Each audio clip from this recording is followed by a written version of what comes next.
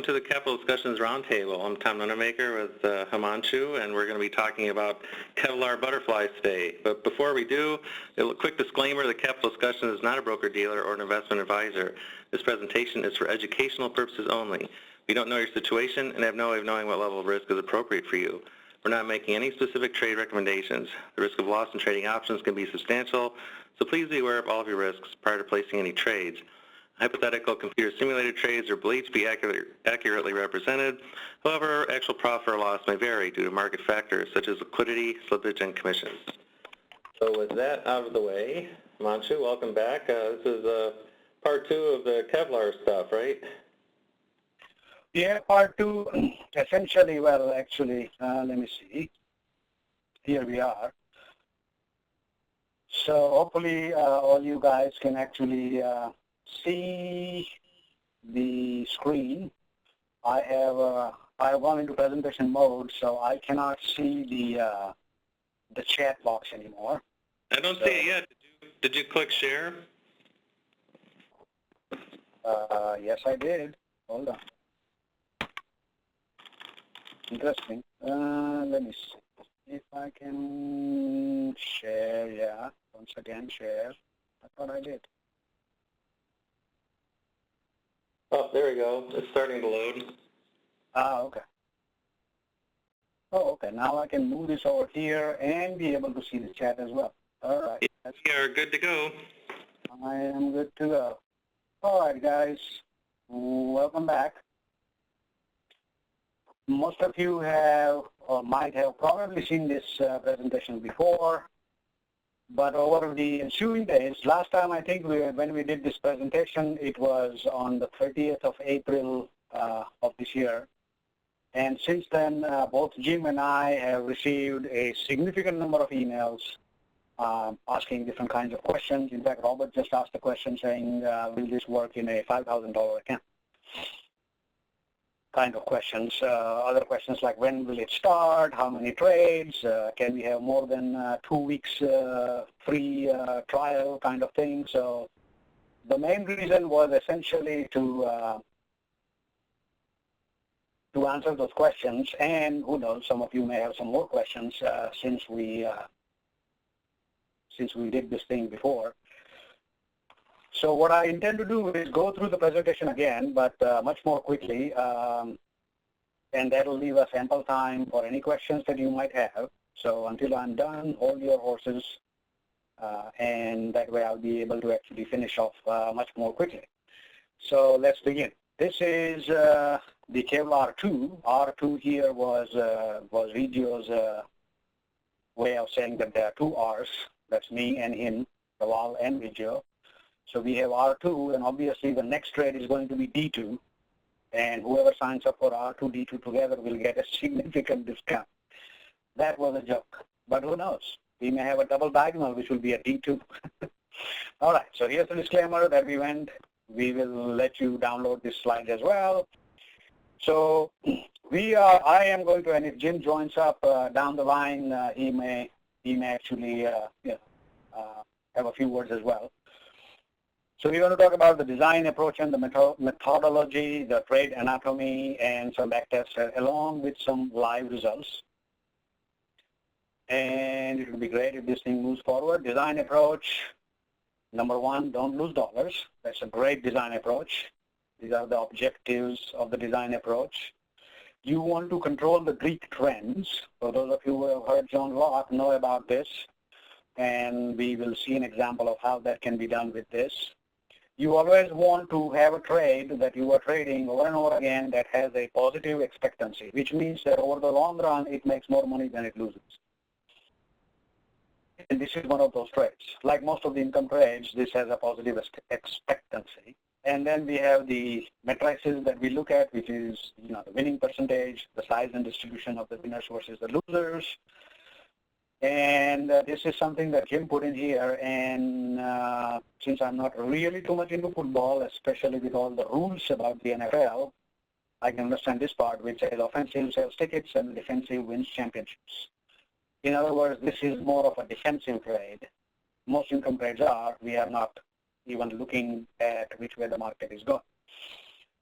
So in approaching any single trade out there, you need to know your risk tolerance level, which was, I believe, why Robert just asked me a question as to whether this will work on a $5,000 account. And that's a great question because it would be better to actually start with a $5,000 account. That way, in case something does go wrong, you don't really suffer down the line. Play the probabilities. And here we have probabilities, the option probabilities, the Greek probabilities, along with the technical probabilities. We always trade the market that is currently in front of us and not the market that we wish it would be. In other words, we are not predicting the market here. We are not saying that because of this thing on the chart or head and shoulder pattern or whatever it is, it's going to go down or up. It may or it may not, but whatever the market is at this point in time is what we are trading. And finally, can you define your edge? Your edge can be anything. My edge is my laziness.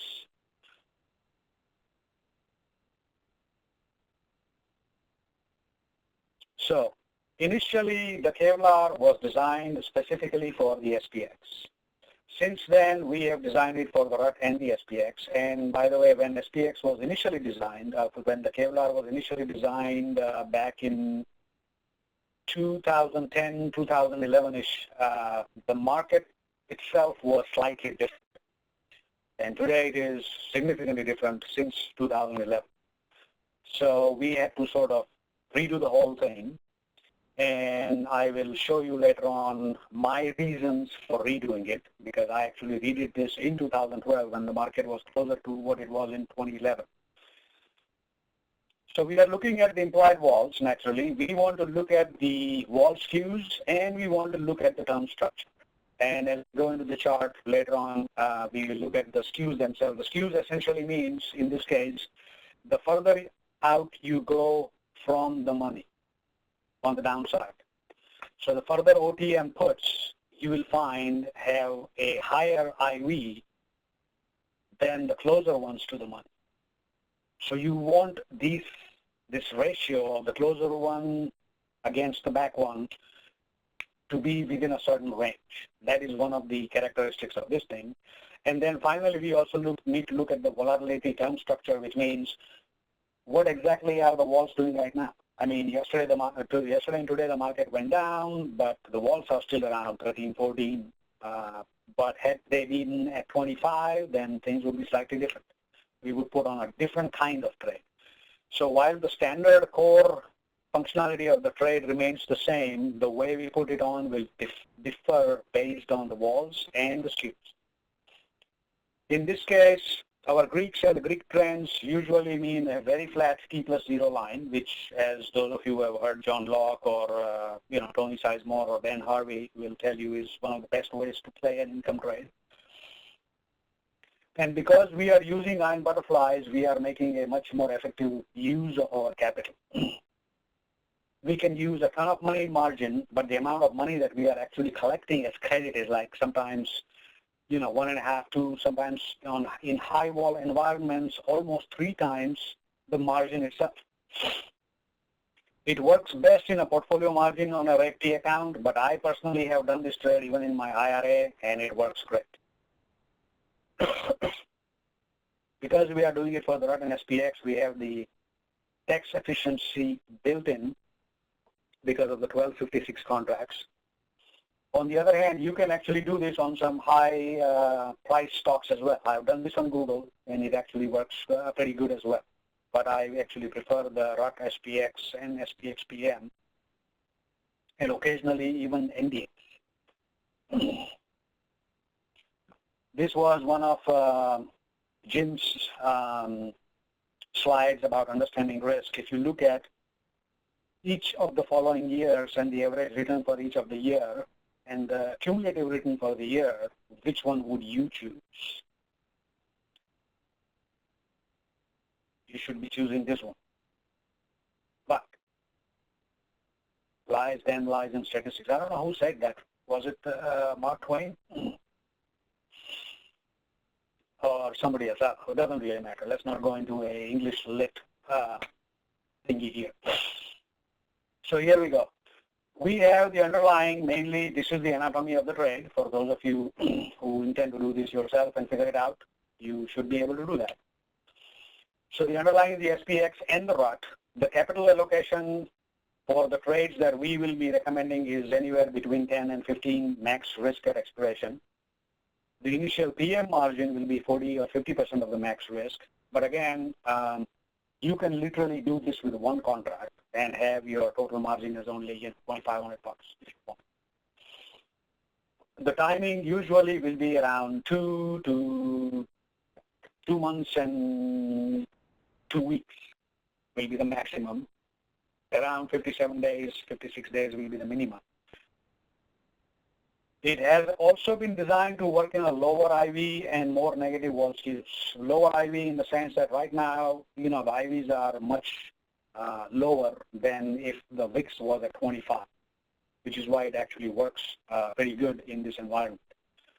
But as the next line says, we can put this trade on in any environment. We have actually backtested it to death, literally, and generally have done very well in most of the different kinds of environments. Our target profit is anywhere from 7 to 10%, and a max loss is 15%. This is, of course, conservative. I will show you where we have actually managed to get, even in live and backtest, both more than 10%. So that is definitely doable. However, as long as our target profit is met, we can start peeling things off. So here we go. The trade, a single tranche consists of the following. It's a 4 to 6 broken wing iron butterflies. And as I said before, you can trade this only with one contract if you are trying to trade small or just sort of, checking things out. And I actually would recommend that you do that. In fact, that's how I started trading it in my IRA, with just one contract. And even after literally about 7 months, I'm at 4 contracts now. So the trade, a single tranche of a trade, in this case, of course, a tranche is different, but for you, a single tranche could literally be one contract.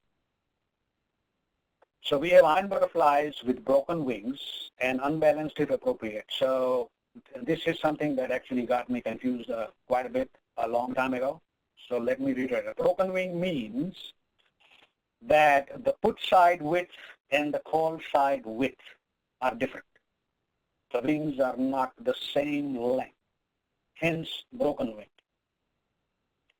The unbalanced side is the number of contracts. The number of contracts on the put side and may or may not be equal to the number of contracts on the call side, hence unbalanced. I just thought I should lay it out because some of you might be equally at a disadvantage knowing what this means. It took me 3 years to figure these two meanings of these two phrases. So because it is broken wing, the put wing length is usually longer than the call wing. So the put wing, if the put wing length is 50 wide, the call may be 40 wide, maybe even 35 wide, depending on how we want our deltas to be. And again, unbalanced means that the put wing quantity here. Okay, sorry. The put wing quantity is equal to or greater than the call wing side, and that's why it is unbalanced. We are selling the short calls and the short puts. The puts are at a delta of 35 to 40. I usually try to go for around 35, 36. And the call delta is 65 to 60. So in other words, we are actually selling an in-the-money call credit spreads, which is why the amount of credit that we take in is so mind-boggling in this. And we, of course, make sure that the long call is slightly above the current price, wherever the market is, and at the money part should approximately be 20% up the call wing side of the broken wing iron butterfly. What exactly this means, you will see as we go through the actual example. We try to keep the T plus 0 line as flat as possible. We keep our delta relatively flat, between -3 and +1 per single iron butterfly. So if you have 6, your delta should be between -18 and +6. If they go beyond that, you adjust. You try to keep your gamma flat as much as significantly possible. Excuse me. The best part is that occasionally you will see your gamma actually turn positive as well. It is unheard of in a income trade. And theta, of course, is positive, and you want at least +3 to +5 per single line butterfly. You start taking the profits once the profit target is reached. We usually start doing that between 5 and 7%. When we make 5 and 7%, if we have multiple contracts, we take 1 or 2 off. If you have only one contract, then you could say, okay, I'll just bail out at 7 or 10 or whatever it is, and then follow that damn rule. You start taking profits 14 to 17 days from expiration using the pin process. This is generally the case. However, if you reach 5% in, say, 7 days, there is no reason why you should not start taking profits after 7 days. I do that. We exit the trade if the max loss is reached. This is standard to all our income trades by default, and usually by 10 days to expiration, I am completely and totally out of this particular trade. The majority of the time, I don't even reach 10 days to expiration because we may have made our target long before that. So if you get there, by all means, get the hell out. In fact, I believe for most of us here, we get hurt because we don't take profits. We usually want that last 20 cents, and then the market goes against us and we get killed. So whatever you do, make sure that you decide that you will get out when your profit target is reached. At least you'll get out of 90% of the contracts. Leave one on. If you have 20 contracts, get out of 19 and leave one on. Okay, so let's move forward. Come on. All right. So let's look at some of the summary. The 2011 Kevlar 1, the original Kevlar, the rules of which are at the end of the slides, and I believe Tom has already put these slides up on the website somewhere. If not, I'm sure he will again. So back in 2011, Jimmy did the back test of this thing using the old rules, but he did it in the rut. Since then, I did it 2013 and 14 summaries in Kevlar 2, mainly in SPX, but I have actually personally traded live using the rut as well. So we already have this, but for this particular presentation, I also added the live results from 2015. So you will get to see that as well. So here are the results from the original Kevlar 1 trade. Everything is fine. We had days in trade are more or less pretty close between 30 to 45, maybe 50. The change in the rut was pretty good. Look at this, 159 points in the rut change, and we still walked away with at least some profit. So this is definitely a good trade. What really rankled with me was this next risk margin. I'm putting up 40K in margin. Now, after I heard about the Kevlar, I actually heard John Rockford talk about the M3, and that was also a trade that I liked. But what bugged me was that my max client capital was 50K, and he was kind and honest enough to say that your real max margin could be less or more than 50K. So I had issues with that too, especially since when I'm learning something, I don't want to put up 50K to learn something. But if I do, I expect to get a piece of paper that says that I have a degree, which is what I had to do twice in my life before. Anyway, so as you can see, the Kevlar 1 did very well. This was when the market was slightly different, and this is the rut. So now let me show you the results in, before that, the reason why I do this is because Jim wanted me to know that during December and October of last year, we had 2 of the highest percent change moves in the VIX since the VIX started in 1990, of January of 1990. So that's 24 years. in December and October, we had two of the largest moves. So I wanted to show you what can happen in December if you were trading this and the VIX made such a huge move. Before I do that, I just want to show you the 2013 summary report. It did pretty good. As you can see, sometimes you will be able to get more than 16%. Of course, the change in SPX was not really too much. Usually it was positive because we know that in 2013, the market literally kept on moving up without even looking down.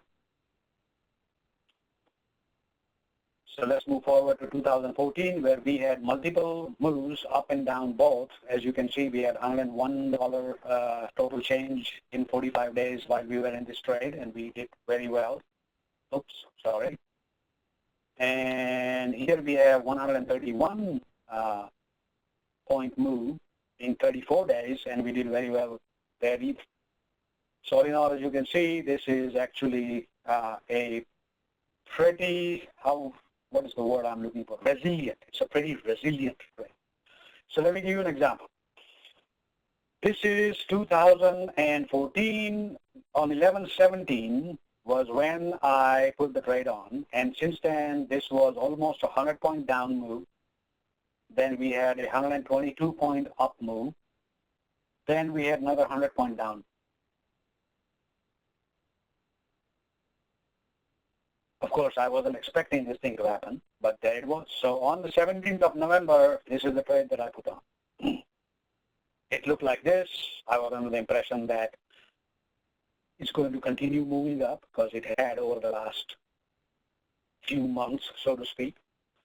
So I purposely entered the trade with a slightly positive delta. In other words, I had more put spreads than call spreads. I had 6 puts and 4 calls. So my delta is positive, my gamma is pretty nice, not too bad. Theta is good, Vega is good. Any questions so far?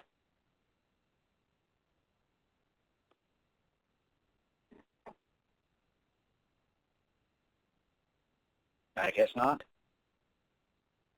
Okay. Yep, no questions. Oh, there is? No questions? Okay, that's good. No. Okay, so on day 4, we had to make our first adjustment.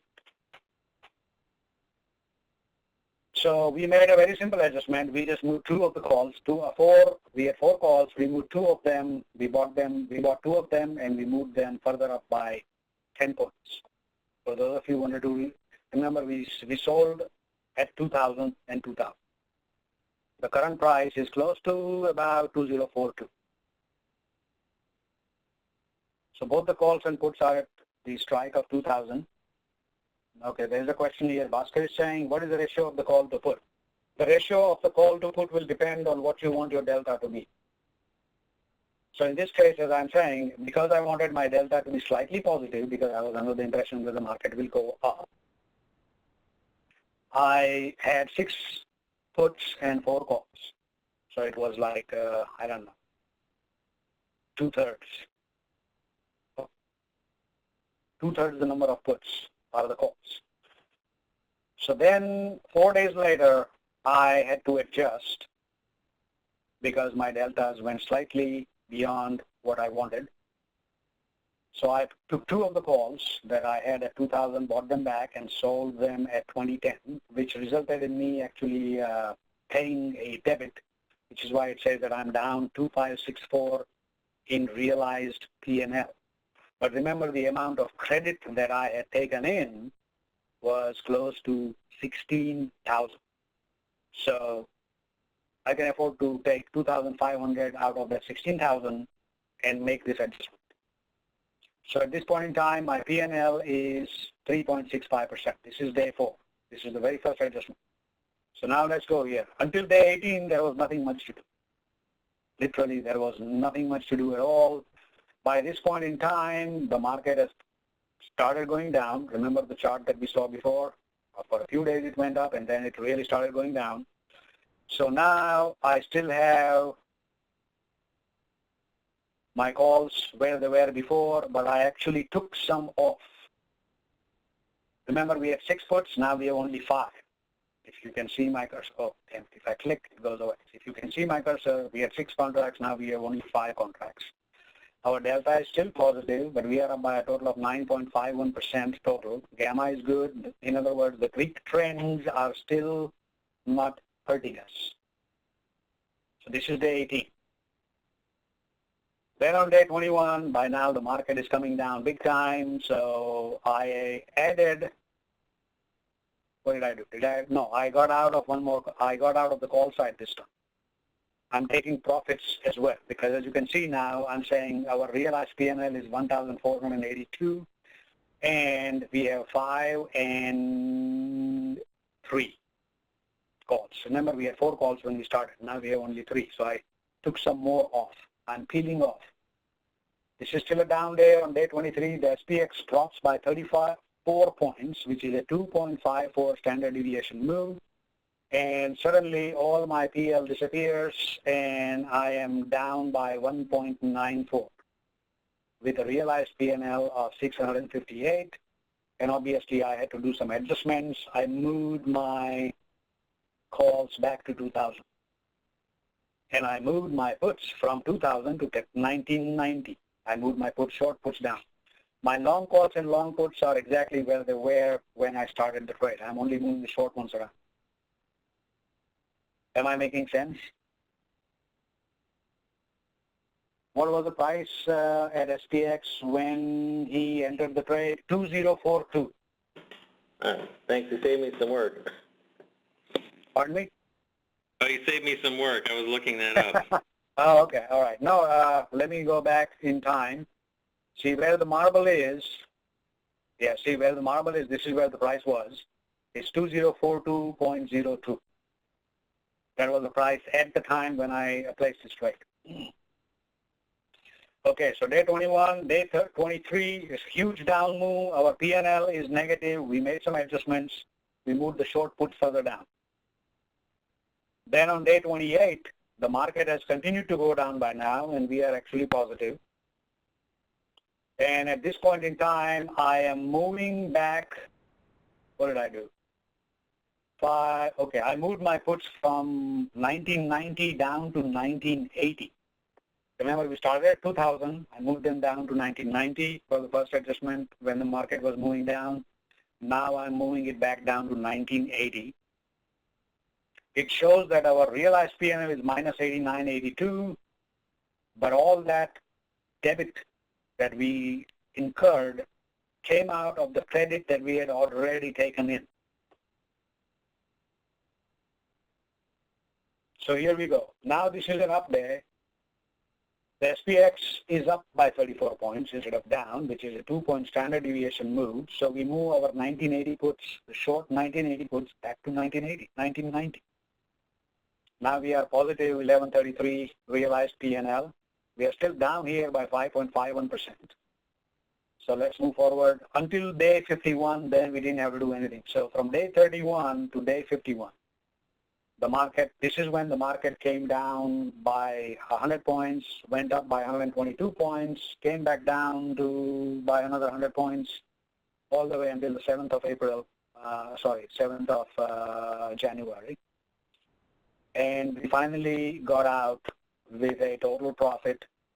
The current profit on current margin was 12.67, but our overall margin was 14,684, and we made 7.55%. During one of the times that we had a seriously big down.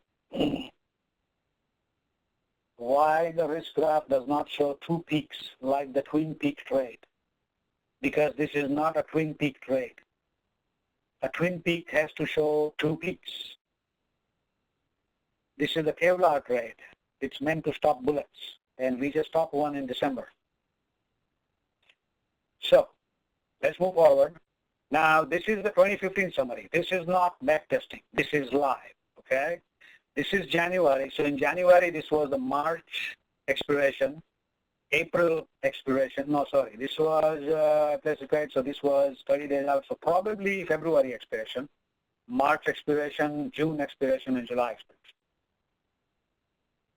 And once again here, the results are more or less identical to what we showed in our backtest for 2014 as well as 2013, and pretty similar to even 2011, given that our margin here is a whole lot less, and that the trade is slightly different. But as you can see, the resiliency of the trade still exists.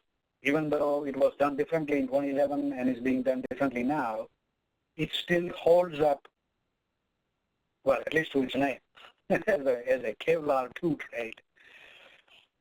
So then, just as a side note, here is the current July trade. I took this screenshot yesterday, and I'm up by 11% using only 2 contracts, okay? I'm only using 2 contracts. And I made $468, which is 11% of whatever my total margin is, which is close to $4,680. So if this was only 1 contract, then as Robert asked me before we started, your total margin would have been about $2,300. And you can just do this trade for 10 months in a row, and your account will go up by 50%. Now, beyond this, the rest of the trades are the original, rest of the presentation is the original Kevlar Butterfly, where we had different rules. Again, these were the original rules, and because they don't really work that well right now, we changed them. And again, this was only for the rut when we first do it. Oh, Ed has a question. Help me understand, for a man who says he's a lazy trader, this seems like a lot of work. What do you mean this seems like a lot of work? I made 5 adjustments during one of the worst times in the last 24 years. And I look at the trade at 3 p.m. in the afternoon. I don't even look at it during the middle of the day. Come on, Ed, tell me.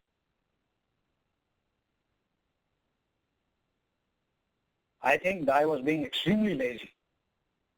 In fact, I actually started doing this because remember, it was John Locke's when he was explaining his M3 that he said, hey, I look at the thing only at 3 p.m. in the afternoon. I don't look at it during the day at all. And I'm like, oh, that sounds like a good idea because I can do other things during the day. So I'm not going to explain this part here because this was the original trade. You can always look at the charts and the graph and the actual trade and everything else in it, in the presentation itself. And and if you have any questions, you can either email me or Jim, should you want to. Oh, Dick is here, and he has a question. Yes, Ed, I do say so. What are your adjustment points? The adjustment points are, the first adjustment point is based on the actual loss that you incur, assuming that you incur a loss right away in the beginning. So if you are down by about 6%, of your total current margin, then you adjust. And of course, the market is moving up and you are delta negative and you are down by about 6%, that obviously means that the market moved up even more and that your delta is now significantly negative. And the adjustment that you will do, it could be anything again, as long as you cut your deltas in half or 2/3. So that is one. The other delta adjustment is when it moves in your favor. In other words, let's say we started with in our case, we started with a, hold on, let's see. We started with a positive delta here. This was our trade on day 1. It's a positive delta. And as you can see, for the first few days, it did go up a little bit before coming back down, going back up, and then really dropping like a rock. So as the prices moved up here, our deltas, in 4 days, the price had actually moved up, and we had to move our call from 2000 to 2010, and we brought our delta back down to within reason. Our delta was close to 24, and we cut it by half. Right, so you will do that for the delta. Usually, for a butterfly, I do not want my deltas to exceed butterfly. I do not want my deltas to exceed 3 or 4, at the most 5. So what is the next question? Adjustments are only made when SPX makes a 2 standard deviation move. No. This is day 4. On day 4, SPX did not make a 2 standard deviation move. This is day 1, 2. Well, assume this is the day we started. So this is day 1, 2, 3, and 4. This is not by any stretch of imagination a 2 standard deviation move. But it was a move that got our deltas slightly out of whack. The other thing also, and this is a good question, Dick, the other thing is that, see, obviously, this is where our short strikes are. And this is where our 10th actually ends. So if the price goes beyond the 10th and stays there for 2 days, then it's a great time to adjust. That's not you don't even need the numbers down here. If you are a visual trader, you can just say, okay, the price moved beyond the 10th, has been there for a day or 2, so I think I'm going to adjust. So back to Ed again, is it better to enter this trade when the market is down like the week of October 17th in 2014? The week of October 17th, hold on. This was October 17th. Hold on. Let me, you can, by the way, since this is a negative Vega trade, yes, it is actually better to enter this trade on a down day, or preferably after 2-3 down days would be even better. Because as we know, most of the times what has happened is that there is a huge down day, people get into a panic mode, so next day they sell off. There is another big down day, and then it snaps right back up. And when that happens, the walls get crushed. And that's when a negative Vega will really help us. And the negative Vega and the positive delta will help us even more. But even if your delta is slightly negative, your negative Vega will still help you anyway when the market moves back up. And of course, if it doesn't move back up, then we can do some other things which will actually get our delta down to 0 or even negative and reduce the Vegas as well. Make sense, Ed? So Bhaskar is saying, do you prefer a positive delta with a negative Vega trade? No, with a negative Vega trade, I always prefer a negative delta. But in this case, I was looking at the chart and I said, based on the chart, it appears that this is going to keep on moving up. So I purposely went with a positive delta. But most of the times now, what I do is that I just go with a neutral delta. It's like, you know, my delta is like +1 or 2. Okay, Ed, so it says that he kind of got it. Well, Ed, do you trade butterflies of any kind? Do you trade the weirdos?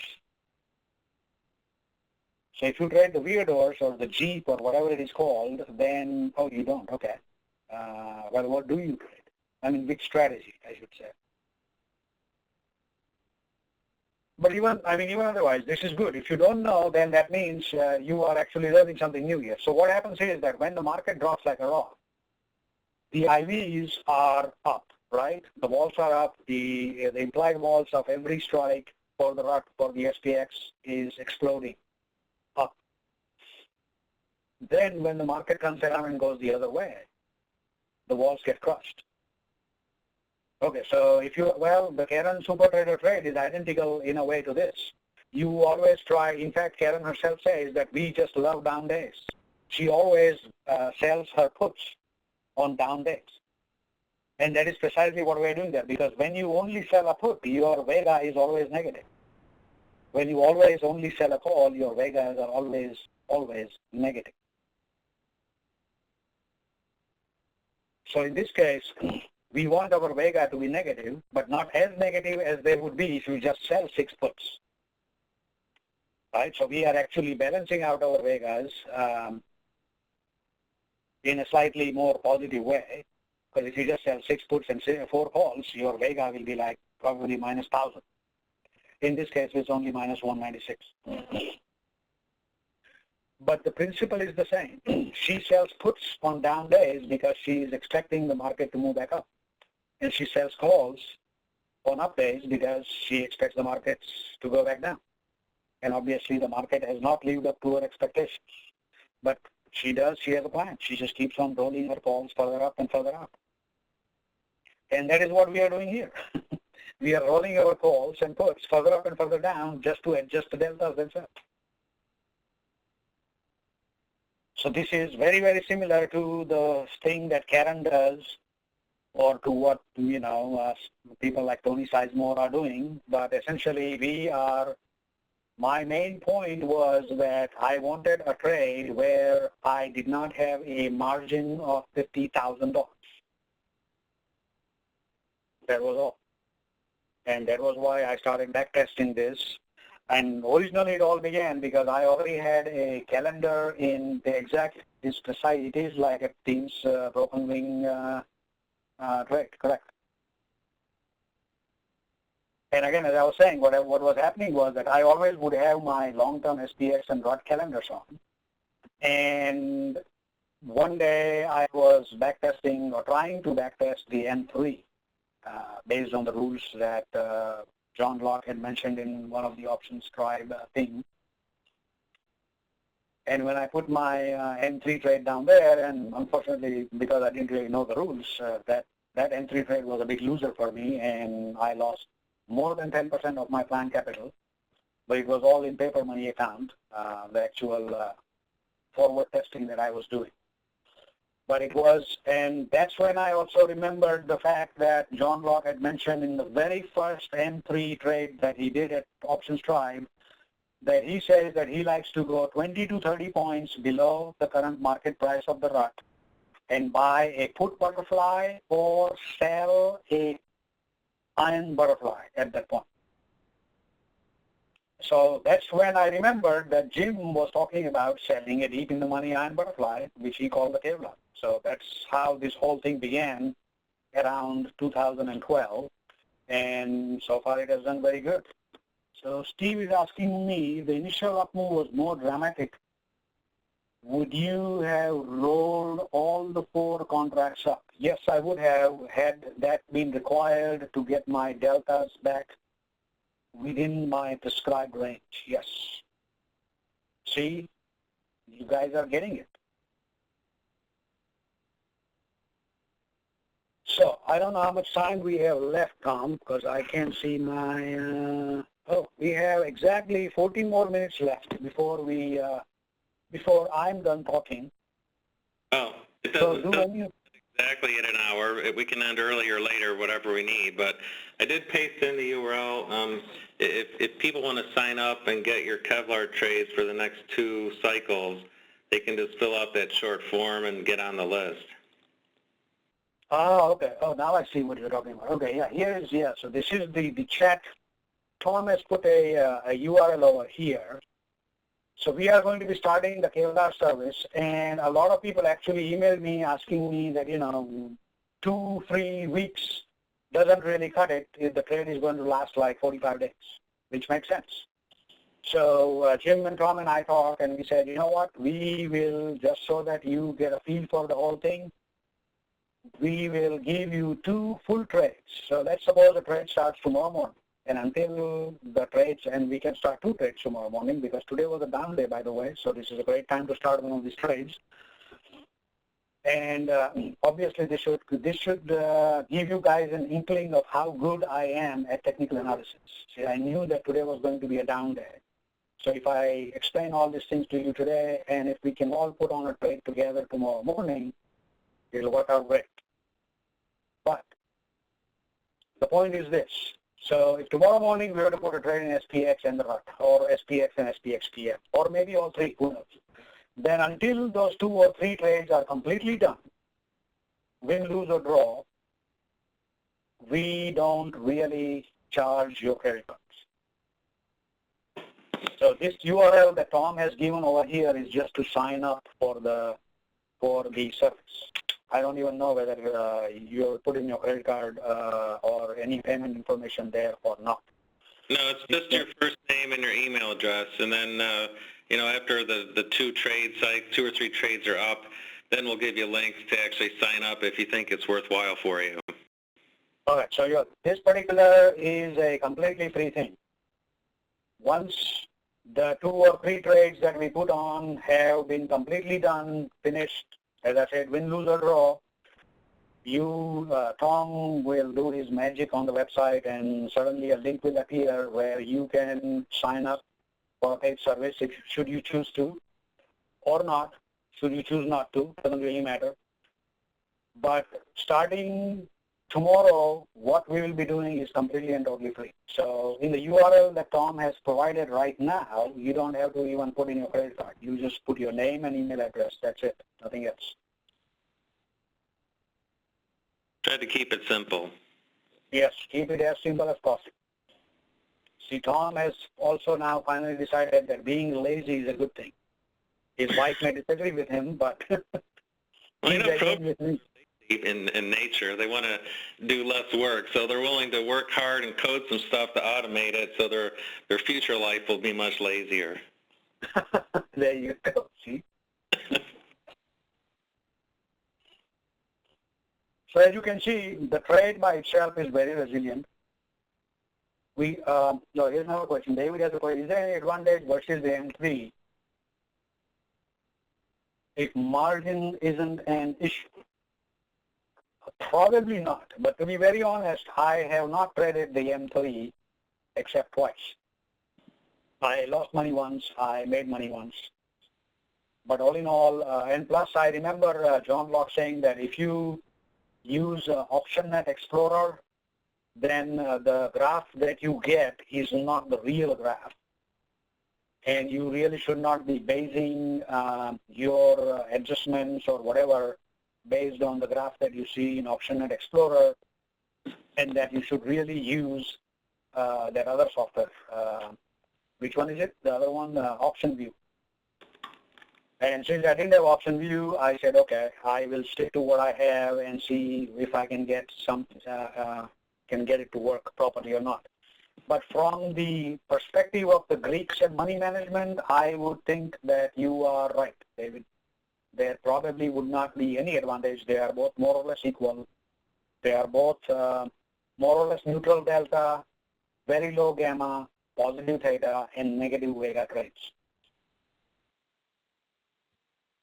So next question is from Larry West. So what will the max margin requirement be? For the service that we intend to start, it will never be, I will never have a number of contracts that will take your margin to greater than, overall margin to greater than 20K.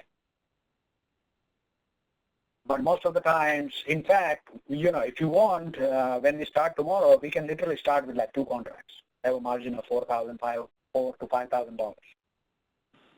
And then as it keeps on going, maybe if you do start later, the next trade, we can have slightly more margin and then slightly more margin.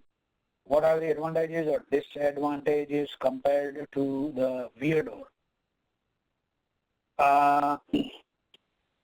Well, the advantage in this particular case is the amount of credit that we are taking in. In the Vega, we are making sure that when we sell the put credit spread, we are getting at least $1. Typically, in this trade, the credit that we are getting on the call side and the put side is close to $38, approximately, per iron butterfly. And Himanshu, are you going to trade this on the Russell or SPX or both? Both, and maybe even SPX PM and the NDX. But we will start with the SPX and the RUT. As I said, I've actually tried this on Google too. It works. I think from Edward's question, the advantage or disadvantage compared to the Weirdor, and I know Dan Harvey even said this, the Weirdor doesn't have a high yield, and there's many other trades that will have a better yield. But he had it for different reasons with the high expectancy of making a profit with the smooth equity growth chart. That's what he wanted. He was willing to accept lower yields for that Weirdor trade.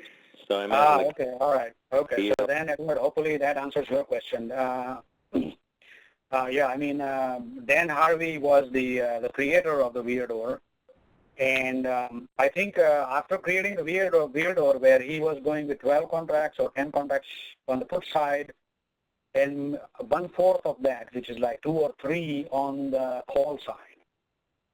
But later on, I remember him showing us this was in 2007 when he showed us a Monte Carlo simulation where he actually said that if you don't have the call side at all, you have a much higher probability of actually winning a whole lot more than otherwise.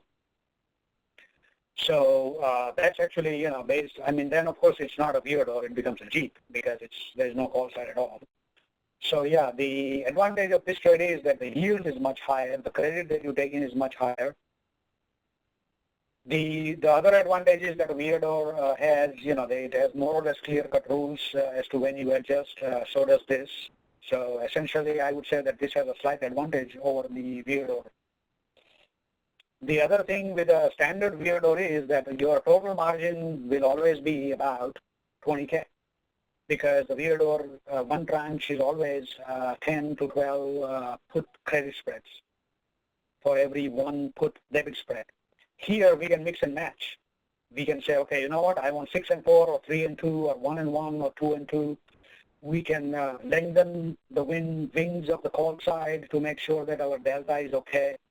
So I think that we have more flexibility with this trade.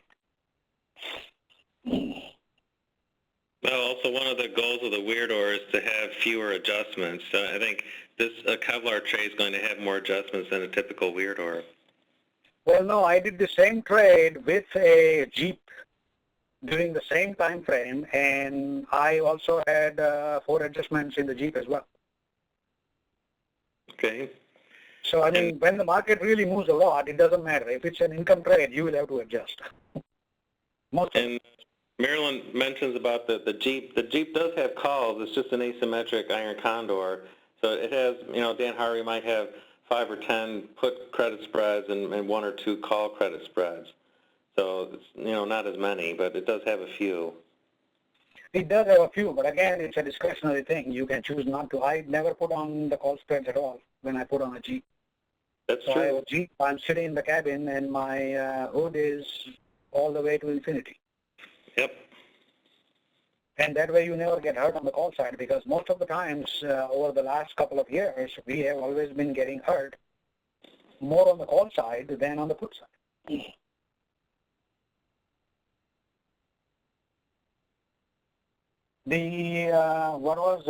So the max loss is around 12 with a credit of $1.38, something like that. But max loss is after losing the original credit and then losing some more, which hopefully we won't let happen in the first place. So Marilyn is saying Jeep has calls. Yes, Jeep has calls. The broken wing condor has no calls. Well, that's true. But as I said, the Jeep is a discretionary thing. I kept on calling it the Jeep, but yeah, I guess you are right. The broken wing condor definitely never has calls. The Jeep, I believe, is up to you. But yeah, the original Jeep, I believe, had some calls, but not the same number of contracts as the puts. So the Kevlar does have a higher risk compared to the Weirdo? No, because we are taking in a whole lot more credit than the Weirdo in the first place. Even if we have 12 contracts and we are getting $1 for each, we are taking in $12. Here you are taking in $38. So we actually have less risk here. How do you decide on the call to put ratio? You decide based on the delta. If you want your delta to be totally zero, you place a trade, or you don't place a trade, you simulate a trade and see what the delta is. And if the delta is not to your liking, you change it. You change the ratio so that your delta is to your liking. And then you press the send button. Yeah, makes sense? Marilyn, yes, of course I have an adjustment plan. Who would actually trade without a plan? Well, I'm sure there are many who do. In fact, I used to do that too once upon a time. But no, there is a plan, and the real plan is to follow the written plan. all the time, every single time, until it gets boring. And the only thing that keeps you really going is the money that you are making. But really, you are just bored out of your stuff, which is why I've now started taking up many different things. I'm like now getting into internet marketing just for the heck of it, like SEO, search engine optimization stuff. Because I need something to do while I'm waiting for 3 p.m. So Ralph is here too. How nice. Okay, he's saying that a broken wing condor at certain times can have calls. Depends on your market feeling. Yes, that's very true. So ultimately, it's your trade. If you are a technician and if you feel that the market is going to go down, add calls up above so that they will expire what you, or get out of certain short puts and increase your Vega a little bit, which might be a better thing to do in my opinion, because I'm usually a positive Vega trade. Or you can add a calendar down below. That's what Dan Harvey does. That's what Tom has started doing recently too. So soon you will be directionally trading. I have been trading directionally now for the last 18 years, Ed. In fact, I am doing this to sort of be less directional. I'm still directional, but slightly less directional. Because there was a time when I would say, oh, the rut is going up, let's buy calls. Deep in the money calls. Do you have delta limits in proportion to the size of the trade? Yes, indeed. Butterfly, I told you, your deltas should not exceed a plus or minus 5 delta maximum per fly. So if you have 6 put contracts, your deltas cannot exceed plus 30 or minus 30. Ralph, I'm not coming over to the dark side. I'm coming from the dark side. That's a difference. Make sense? I've been in the dark, or at the dark side for a very long time. Heck, for the first 25 years, I was in India, man. I'm talking about the real dark. I had to get out of there real fast. But I was too lazy to work hard. Yeah, go ahead, Tom. We're at an hour, so maybe this is maybe a good time to wrap it up. What do you think? I agree. Do you use calendar to adjust like Paul Dingers? I think Paul puts on a calendar and a butterfly at the same time. What I do is that I always have a calendar on anyway, and I'm now adding this to the downside. So I'm actually adjusting with the Kevlar because I already have a calendar, whereas he is putting on the calendar and the Kevlar simultaneously. But his Kevlar is different than mine, by the way. He goes 60-50, and he goes 90 days out, and many other things. But yeah, essentially the trade is the same. It's an iron butterfly, and we more or less work it out in the same way and sort of get similar results. Call debit spread to raise the right wing, yes. Rod is asking yes. In fact, that is what I did when I had right over here where my cursor is. We had 4 calls at the 2000 strike, and I bought a debit spread, 2 debit spreads, to bring 2 of those calls to 2010. So, and that is what I did to raise the right wing. So yeah.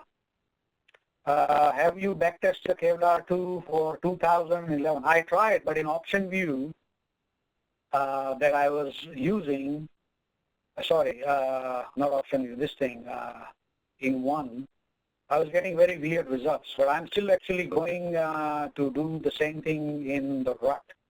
And hopefully over the next couple of months, I will try and go through some of those flash crash times that we had. 2011, we had some small flash crash in 2012. And you can, and yeah, I will let you guys know when I'm going to give another presentation regarding my findings of what the Kevlar 2 did in 2011, 2012. We already know what it did in 2013. Tom, somebody's asking you whether capital discussions have an association with Option Views platform. And can we get a discount? So yeah, we don't really have an association with them. Just you know, I've known Len for a long time. I think since 2007. But other than just knowing Len really well, we don't have like a formal like discount program or anything like that. Well, maybe you can do what Seth did. You can we can have some sort of a contest, and for the 6 months that the contest will run, everybody gets option view free for 6 months. I think Len and Seth made a deal. So, you know, this way some of us here who don't have an option view can actually check it out for 6 whole months. And not only that, we will be having some sort of a contest where, you know, the winner will get, I don't know, accolades from everybody, I guess. Yeah, I'll talk to Len about it and see what his thoughts are. I'll try and arrange something. Yeah, that would be great. Okay. All right. Very cool. All right, I know it's very late for Tom, so guys, if you have any questions, feel free to send me an email or send them to, what is my email at the Capital Discussions? Himanshu at capitaldiscussions.com. Don't send it to support@capitaldiscussions.com because Tom ain't answering your questions on this particular trade. He will just forward it to me anyway, but there, Tom put it out there on the chat. That's my email address at Capital Discussions. Feel free to send me an email whenever you want. I will try and get back to you as soon as possible. I actually prefer questions on calendars, so feel free to ask that too. Question about the replay too. This is because it's a roundtable. We're going to put it on our YouTube channel, on our blog, and also in the members website in the library. So lots of places. Oh yeah, Rod, don't worry. Not Rod. Whoever was asking, Larry. It'll be up on the web. At Capital Discussions website itself, so you will see it. You can just click on it and it'll stream down to your machine and you will be able to watch it over and over again as many times as you want. All right, guys, so thank you all very much. Go ahead, sign up for this thing. Remember, it's free until it's not. So while it's free, go ahead, put your name and email address in there because tomorrow the first trade is going out. First 2 trades. All right. Thanks, everyone. Really appreciate it, Himanshu. No problems. I'll see you all next, I'll see most of you next Tuesday, some of you next Thursday, and a whole lot of you at the next roundtable. All right. So have a good night, everybody. We'll see you. All right, guys. See you all. Bye, Tom. Thanks.